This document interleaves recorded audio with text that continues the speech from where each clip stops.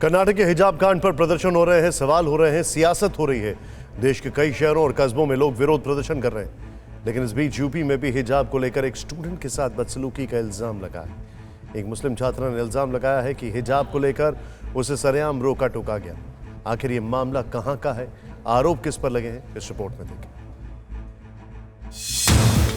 कर्नाटक के बाद यूपी में हिजाब पर विवाद।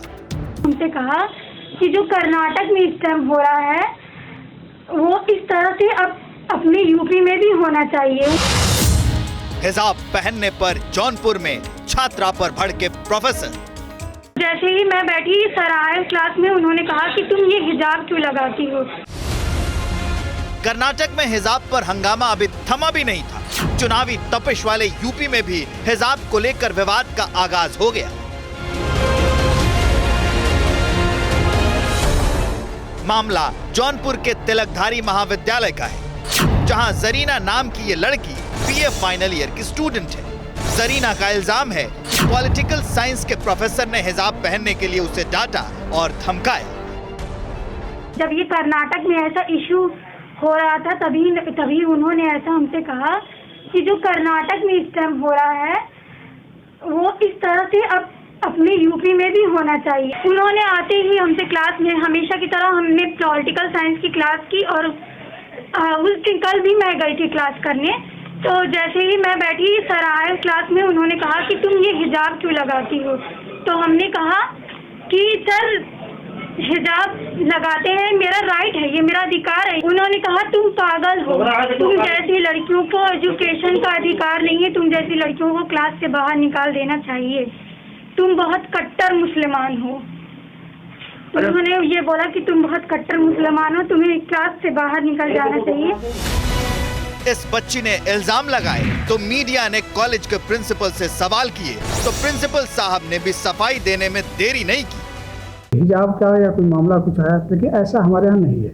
हम भारतीय संविधान के अंतर्गत स्थापित एक महाविद्यालय है। हमारे यहाँ धर्म, जाति, क्षेत्र के आधार पर किसी तरह का भेदभाव नहीं किया जाता है। हमारे लिए सब छात्र छात्रा एक समान है। अनुशासन बनाए रखने के लिए ड्रेस कोड को फॉलो करवाया जाता है। ड्रेस कोड हमारे यहाँ छात्राओं के लिए सफ़ेद सलवार सूट और छात्रों के लिए सफ़ेद शर्ट की अनिवार्यता होती है। ऐसा हम लोगों ने इसलिए किया है कि कॉलेज में कोई अवांछनीय तत्व प्रवेश न कर सके या कोई अन्य विघटनकारी कार्य न कर सके।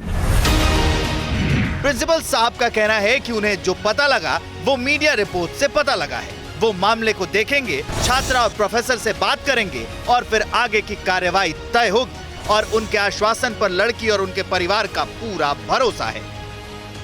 की शिकायत प्रिंसिपल महोदय से की गई है। उन्होंने पूर्ण रूप से कार्रवाई करने का आश्वासन दिया है। उनके आश्वासन से हम संतुष्ट हैं। जौनपुर की घटना ने कर्नाटक के बाद यूपी का नाम भी हिजाब विवाद की लिस्ट में दर्ज करा दिया है, जहां चुनावी तपिश के चलते हिजाब को लेकर सियासी पारा बढ़ता जा रहा है। हिजाब और हक की संवैधानिक व्याख्या हो रही है। भारत के संविधान के तहत हर किसी को इजाजत है कि वो कुछ भी कपड़ा पहने। प्रधानमंत्री नहीं कह सकते कि ये कपड़ा पहनो या दाढ़ी कम करो या दाढ़ी बढ़ाओ या बाल कम करो या बाल मत कटाओ। ये मेरा फैसला है। और हिजाब, निकाब ये मुस्लिम महिलाओं के लिए कुरान की आयत है और ये हमारे दीन का, रिलीजन का एक एसेंशियल फीचर है।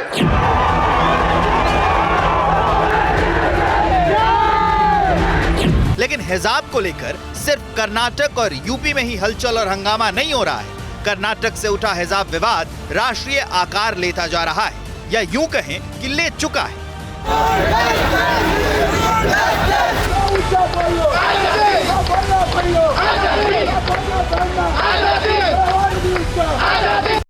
अड़ी सोमवार से शुक्रवार शाम 6 बजे सिर्फ TV9 भारतवर्ष पर।